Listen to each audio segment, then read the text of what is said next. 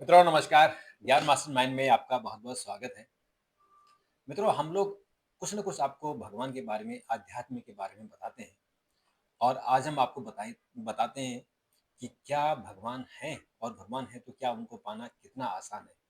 हम लोग हर दिन मंदिर जाते हैं, घंटी बजाते हैं, दीपक जलाते हैं या मंत्र गूँजते हैं और ये भी हम लोगों के मन में एक सवाल उठता है कि इन सब कर्मों से क्या भगवान को ढूँढना बाहर है, भगवान बाहर है या हमारे अंदर ही है, आँसू के रूप में है, प्रेम के रूप में या समर्पण के रूप में? तो आज हम इसी बात पे बात करेंगे कि भगवान है कहाँ? अंदर है या बाहर है? और अगर बाहर है तो क्या है? अंदर है तो कौन है? तो मित्रों अगर आपको इस बारे में कोई अगर आपकी टिप्पणी हो तो ज़रूर टिप्पणी कीजिएगा और आप वीडियो के अंत में जय श्री राम ज़रूर कहिएगा। तो हम शुरू करते हैं हमारे विशेषज्ञ डॉक्टर प्रतीक मिश्र जी से। डॉक्टर साहब आपका बहुत-बहुत स्वागत है। तो भगवान है, इससे पहले भी हमने एक वीडियो बनाया था, तो उसमें लोगों ने बहुत सारे कमेंट किए थे। लेकिन अब सवाल ये कि भगवान मिलेंगे कहाँ? और क्या कैसे वो अंदर मिलेंगे? मिलेंगे? बाहर जो हम घंटे बजाते हैं या जो बाबाओं, साधुओं के मंडपों में जाके भजन कीर्तन करते हैं या अपने मंदिर अंदर अगर हम अपने अंदर झाँके तो यहाँ मिलेंगे? दरअसल आपका जो ये सवाल है, ये अकेले आपका नहीं, जी, लाखों लोगों का एक जिज्ञासा ये रहती है और एक उत्सुकता भी रहती है कि हम प्रतिदिन मंदिर जा रहे हैं, घंटियाँ बजा रहे हैं, घड़ियाल बजा रहे हैं, आरती कर रहे हैं, दीपक जला रहे हैं, पूजन कर रहे हैं, ज़ोर-ज़ोर से शंख बजा रहे हैं। उसके बाद भी कुछ खाली हाथ, कुछ मिल नहीं रहा, मन खाली-खाली है ना? तो ऐसा क्यों है? और फिर वो सोचने लगते हैं कि ये सब कर्मकांड है, इसको करने से क्या फ़ायदा है? भगवान तो मिलने वाले नहीं, भगवान की कृपा होने वाली नहीं, भगवान को कैसे पाया जाए? इस दुविधा में, उलझन में रहते हैं। उनमें से बहुत से लोग क्या होते हैं कि अपने संकल्प को छोड़ देते हैं और दूसरी तरफ मुड़ जाते हैं। कुछ लोग नास्तिकता की ओर बढ़ जाते हैं, लेकिन वास्तविकता ये है कि सनातन एक ऐसा धर्म है और धर्म क्या मैं हमेशा मानता हूँ इस बात को कि सनातन धर्म से कहीं ज्यादा एक जीवन जीने की पद्धति है बिल्कुल।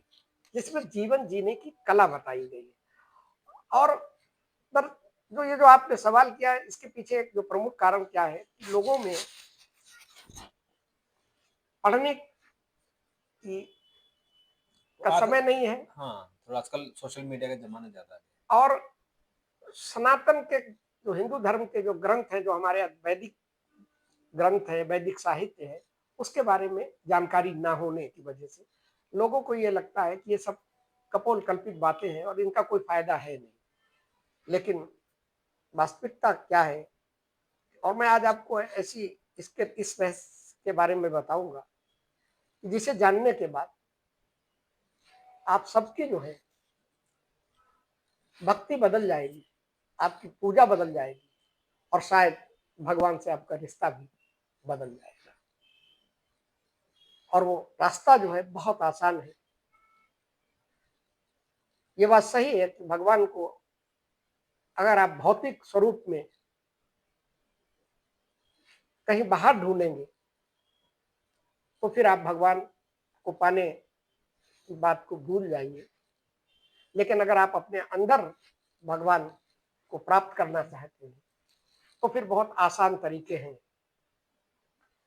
और वो तरीके उन तरीकों के लिए न किसी कर्मकांड की जरूरत है, न किसी विधि विधान की जरूरत है, केवल समर्पण, श्रद्धा और आस्था की जरूरत है।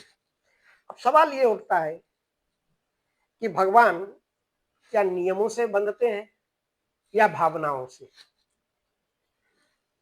आपने देखा होगा कि एक तरफ बड़े बड़े वेद पाठी लोग हैं, पंडित लोग हैं, बड़े बड़े यज्ञ हो रहे हैं, बड़े बड़े हवन हो रहे हैं, बड़ा बड़ा शंखनाद हो रहे हैं। अब ये सब चीज तो वही कर सकता है जिसके पास बहुत ढेर सारा धन है। तो ऐसे में क्या कि भगवान क्या अमीरों के हैं, गरीबों के लिए नहीं? ऐसा नहीं है। और सनातन धर्म में इसका भी बहुत विस्तार से वर्णन किया गया है कि एक कर्म कांड करने वाले को अगर भगवान की प्राप्ति हो सकती है तो एक गरीब, अनपढ़ उस व्यक्ति को भी भगवान मिलेंगे और वो उस व्यक्ति को जल्दी मिलेंगे जिस व्यक्ति की आंखों से आंसू बह रहा है, रो रहा है, पूरे समर्पण के साथ, श्रद्धा के साथ, और भगवान के सामने कह रहा है कि हे प्रभु, क्या आप मुझे दर्शन नहीं देंगे? अब प्रश्न ये उठता है कि भगवान सुनते किसकी जल्दी है? तो सनातन में इस बारे में विस्तार से बताया गया है। भगवत गीता में कृष्ण भगवान ने भी इस बारे में विस्तार से बताया है कि यज्ञ भगवान को अपनी बात कहने के लिए, या भगवान किसकी सुनते हैं, तो ऐसे में उन्हें न तो यज्ञ की जरूरत है, न वेद के ज्ञान की जरूरत है। एक शुद्ध और निर्मल हृदय से आपको उन्हें पुकारना है। इतना ही नहीं, भगवान को पाने के लिए जैसा कि मिथक लोगों ने बना रखा है कि एक ब्राह्मण की ज्यादा भगवान सुन लेंगे, एक सन्यासी की ज्यादा सुन लेंगे, एक साधु की ज्यादा सुन लेंगे, एक योगी की ज्यादा सुन लेंगे। अगर ऐसा होता तो एक अनपढ़ जुलाहा कबीरदास, उसको ईश्वर नहीं मिलते। मीराबाई जिसने राशि ठाटबाट छोड़ दिया, उसको ईश्वर नहीं मिलते। एक ग्वाले के घर में भगवान प्रेम के बंधन में बंधकर बच्चों जैसी क्रीड़ाएं नहीं करते। एक जूता काटने वाले रविदास को फिर भगवान के दर्शन नहीं होते। उसने कठौती में ही अपनी गंगा को बुला दिया था, और ये क्या था? ये भाव पक्ष की ताकत थी। तो भगवान को, और सनातन धर्म में आप किसी भी ग्रंथ को उठाइए, उसमें लिखा हुआ है कि भावग्राही जनार्दन, यानी भगवान वस्तु नहीं, भावना ग्रहण करते हैं। मीरा को कोई मंत्र नहीं आते थे, कबीर ने कभी संस्कृत नहीं पढ़ी थी, रैदास का तो दूर दूर तक किताबों से कोई लेना देना नहीं था। लेकिन इन सब ने बड़े बड़े कर्मकांडी की तुलना में भगवान को आसानी से प्राप्त किया, और वो ज्ञान प्राप्त किया जो दुनिया में आज भी जो है उनकी वो लोगों को रास्ता दिखा रहा है। लेकिन अब आप फिर ये कहेंगे कि अगर खाली भाव पक्ष से ही आ जाते हैं तो इस कर्मकांड की क्या जरूरत है? एक सवाल ये उठ सकता है आपके मन में कि भाई, अगर आप सच्चे मन से भगवान को पुकारते हैं, उसी से भगवान मिल जाएंगे, तो फिर इस कर्मकांड की क्या जरूरत है? ये पूजा है, ये यज्ञ है, ये हवन है, ये मंत्र है, ये शंखनाद है, ये घंटे और घड़ियाल है, इनका फिर क्या स्थान है? दरअसल ये साधन है, भगवान तक पहुंचने के साधन है, साध्य नहीं। जैसे कि एक दीपक है, एक दीपक बेकार है, किसी काम का नहीं। अगर उसमें लौ नहीं जला रहे हो तो किसी काम का नहीं। आपने बत्ती रख दी रुई की, तो वो साधन है, वो किसी काम का नहीं। लेकिन जब आपने अग्नि प्रज्वलित की, तो वो आपका भाव पक्ष हो गया, उस लौ ने प्रकाश को फैला दिया। ठीक है ना? भगवान को पाने के जो मेन जो आपका मूल प्रश्न है वो ये है कि भगवान को कैसे आसानी से पाया जा सकता है। और उसमें हमारे सनातन धर्म में 4 मार्ग बताए गए हैं कि भगवान को 4 तरीके से। पहला जो है वो ज्ञान योग बोला जाता है कि ज्ञान के मार्ग से आप भगवान को प्राप्त कर सकते हैं। ये मार्ग आत्म साक्षात्कार का होता है। इसमें जो साधक है, साधना करने वाला है, वो ये जानने की कोशिश करता है और इस चीज को जानना चाहता है कि मैं कौन हूं। और जब मनुष्य इस चीज को जान लेता है कि वो कौन है, अहम ब्रह्मास्मि, मैं ही ब्रह्म हूं, है ना, तब वो परमात्मा के पास तक पहुंच जाता है। क्योंकि लेकिन कलयुग के अंदर विशेष रूप से, और एक गृहस्थ के लिए ये मार्ग बहुत कठिन है। ये ज्ञान का मार्ग इतना आसान नहीं है कि हर कोई इससे भगवान को प्राप्त कर ले। कारण क्या है कि इसमें बहुत गहरी आपको साधना करनी पड़ेगी, आपको वैराग्य, दुनियादारी से, सारी चीजों से दूर होना पड़ेगा, तभी आप आत्म साक्षात्कार कर सकते हैं। और ध्यान में आपको जाना होगा। और दूसरा हमारे यहाँ जो माध्यम बताया गया है भगवान को पाने का, वो है कर्म योग, जिसमें आप कर्म के द्वारा भगवान को प्राप्त कर सकते हैं। गीता में भगवान श्री कृष्ण कहते हैं, कर्मण्येवाधिकारस्ते मा फलेषु कदाचन। कर्म किए जाओ, फल की फल चिंता चिंता मेरे मत। ऊपर छोड़ दो। बिल्कुल। कर्म आप कीजिए, अर्जुन से कहते हैं कि कर्म आप कीजिए और फल हमारे ऊपर छोड़ दीजिए। तो ये कर्म के द्वारा जो है, ये कर्म योग है, इसमें भी भगवान को आप प्राप्त कर सकते हैं। और इसमें वो लोग आते हैं, अब आप कहेंगे कि कर्म सामान्य आदमी कैसे कर्म कर सकता है, तो आप सेवा कीजिए, दीन दुखियों की सेवा कीजिए, समाज की सेवा कीजिए, धर्म के कार्य कीजिए, निष्काम भाव से हर जीव को समभाव से देखिए, सेवा कीजिए, अहिंसा मत कीजिए। ये ज्ञान योग से थोड़ा आसान मार्ग है, इससे आप कर सकते हैं कि आप सेवा कीजिए। बहुत से लोगों को आपने देखा होगा कि सेवा करते हैं, लोग जानवरों को खाना खिलाते हैं, गरीबों को करते हैं। तीसरा है ध्यान योग। ये बहुत कठिन मार्ग है और ये मार्ग बेसिकली क्या योगियों के लिए, बड़े सिद्ध साधकों के लिए है। क्योंकि कारण क्या है कि इसमें मन को भीतर की ओर मोड़कर ईश्वर के साथ एकाकार करने की प्रक्रिया अपनाई जाती है। और इसके लिए जब आपके मन की जितनी वृत्तियां हैं, मतलब आपकी जो इंद्रियां और कर्म इंद्रियां जो है, 5 इंद्रियां, 5 कर्म इंद्रियां, इन 10 पे जब आप नियंत्रण प्राप्त कर लेंगे, तब आप अपने मन के अंदर ईश्वर से साक्षात्कार कर पाएंगे। और ये पतंजलि योग सूत्र पर आधारित ध्यान योग कहा जाता है तीसरा मार्ग, जिसमें कि अष्टांग योग, यम, नियम, आसन, प्राणायाम, प्रत्याहार, धारणा, ध्यान, समाधि, ये सारी विधियां आती हैं। तो ये मार्ग बहुत ही कठिन है और ये योगी और सिद्ध साधकों के लिए है। अब देखिए, जो आपका मूल प्रश्न है वो मैं बताता हूं। सबसे आसान तरीका भगवान को पाने का वो है भक्ति योग। कलयुग में, कलयुग के अंदर आप, भगवान श्री कृष्ण ने भगवत गीता में कहा है, भक्ति का जो ज्ञान है, भक्ति का जो योग है, जो प्रेम मार्ग, प्रेम का मार्ग है, वो कलयुग में सबसे प्रभावकारी और सबसे आसान तरीका है।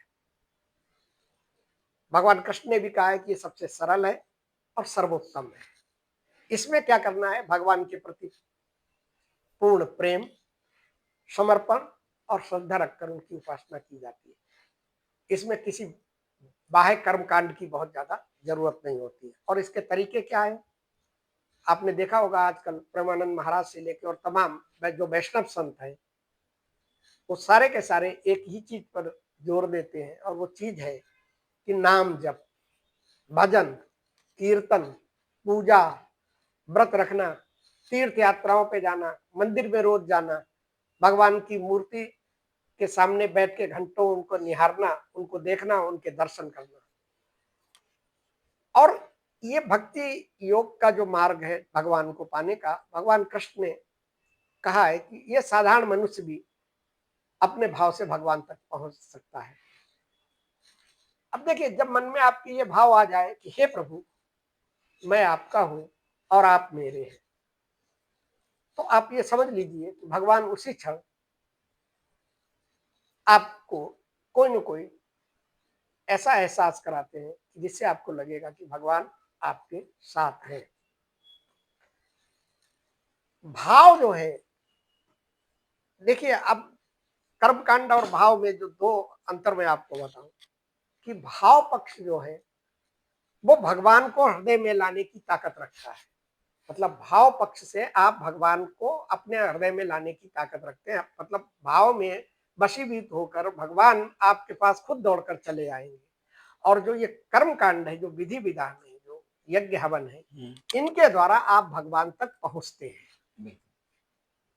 ये वो माध्यम है जो भगवान तक पहुंचाते हैं, आपको ले जाएंगे, रास्ता वो सब पूरा करेंगे। यज्ञ से, हवन से, मंत्र से, शंख से, तंत्र से, मंत्र से, यंत्र से आप जो है भगवान तक आपको रास्ता मिलेगा, ये माध्यम बनेंगे। लेकिन भाव पक्ष ऐसा पक्ष है जिसमें कि भगवान जो है वो खुद आपके पास दौड़कर चले आएंगे। ये भगवान को हृदय में लाने की शक्ति होती है। भगवान, इसे ऐसे समझें कि जो ये साधन है जो मैंने आपको बताया, कर्म कांड के जो भी है, ये बाहर की पूजा है। और भाव का अर्थ है आपके अंदर की उपासना। जो आप कह रहे थे ना कि अंदर भगवान को कैसे किया जाए, गीता में श्री कृष्ण भगवान कहते हैं कि भक्ति से मुझे आसानी से प्राप्त किया जा सकता है। अध्याय 12 में उन्होंने इसके बारे में बताया है। तो मैंने आपको बताया था मीरा, तुलसीदास, चैतन्य महाप्रभु, कबीरदास, रैदास, नामदेव, ये सारे जो सिद्ध पुरुष हुए हैं, इन्होंने इसी भक्ति मार्ग से भगवान को प्राप्त किया। अब जैसे प्रेमानंद महाराज जी हैं आपके, तो क्या करते हैं? कभी आपने उनको हवन करते हुए देखा? कुछ नहीं, दिन भर राम नाम जप करते हैं, राधा नाम जप करते हैं। आप कोई भी जप कीजिए, किसी भी नाम का जप कीजिए। शास्त्रों में हमारे बहुत विशेष रूप से बताया कि भाव प्रधान है, कर्म कांड गौड़ है, माध्यम है। कर्म कांड के द्वारा आप वहां कह सकते हैं। भगवान कृष्ण भगवत गीता में कहते हैं कि पत्रम पुष्पम फलम तोयम योम भक्त्या प्रक्षते तदहम भक्तुम तम अश्नापि प्रत्यात्मना, है ना। अर्थात जो मुझे प्रेम पूर्वक एक पत्ता, फूल, फल या जल अर्पित करता है, मैं उसी प्रेम को स्वीकार कर लेता हूँ। मैं एक छोटी सी कहानी आपको बताता हूँ। क्या हुआ कि भगवान कृष्ण की रानियों के बीच में एक बार, और ये हो जाता है, अमूमन होता है, आदमी के साथ होता है, तीनों रानियों के बीच में ये हुआ कि भगवान कृष्ण किसे ज्यादा प्यार करते हैं।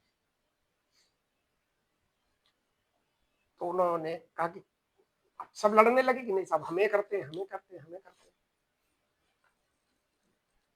तो हुआ कि चलो इसका पता लगाया जाए।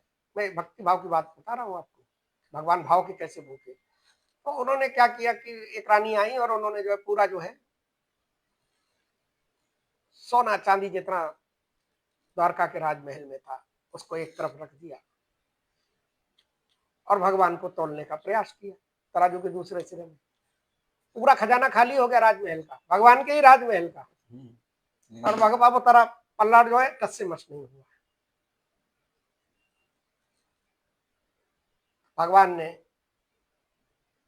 कहा, और भगवान समझ गए थे अहंकार थोड़ा बहुत था, तो उन्होंने कहा कि आप इससे मुझे तोलना चाहती हैं, इससे ही मुझे समझ में आ गया कि आप मुझे कितना प्यार करती हैं, कितना प्रेम करती हैं। मेरे लिए तो एक तुलसी का पत्ता ही काफी है। और जैसे ही तुलसी का पत्ता उस पल्ले पे रखा गया, फट से पर भगवान बराबर हो गया। तो ये उन्होंने कहा है कि जो मुझे प्रेम पूर्वक एक पत्ता, फूल, फल या जल अर्पित कर देता है, मैं उस प्रेम को स्वीकार कर लेता हूँ। अभी महादेव को पूजा करने के लिए हर आम आदमी के पास नहीं है साधन है भाई। आम आदमी को भगवान की प्रार्थना कुल मिलाकर बात यह है कि आप भक्ति भावना से समर्पित होकर प्रेम किए तो भगवान मिलेगा। भगवान मिलेगा। मैं वही कह रहा हूँ कि आप महादेव को लोग कहते हैं एक लोटा जल से प्रसन्न हो जाते हैं, क्योंकि आपका भाव पक्ष है, भाव को वो देख रहे हैं, ठीक है ना। उपनिषद में ये बात कही जाती है, ईशावश्यामिदं सर्व व्यक्तिजन प्रकृत्यम जगत, सब में वही ईश्वर व्याप्त है ना। ईश्वर सब जगह है, उसे किसी पाने के लिए, हाँ, उसे पाने के लिए किसी कर्मकांड की नहीं जरूरत है ना। भीतरी शुद्धि और आपके समर्पण की आवश्यकता है। जब मन निर्मल होता है, अहंकार समाप्त होता है, तब सच्चा भाव प्रकट होता है ना।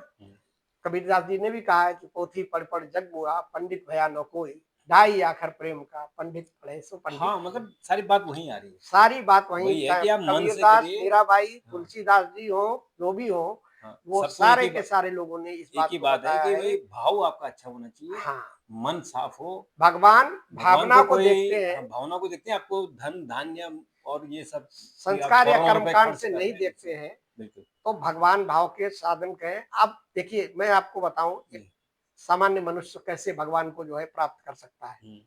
बहुत संक्षिप्त में बता रहा हूं आपको, 1 मिनट के अंदर आप समझ जाइएगा भक्ति भाव से कैसे प्राप्त किया जा सकता है।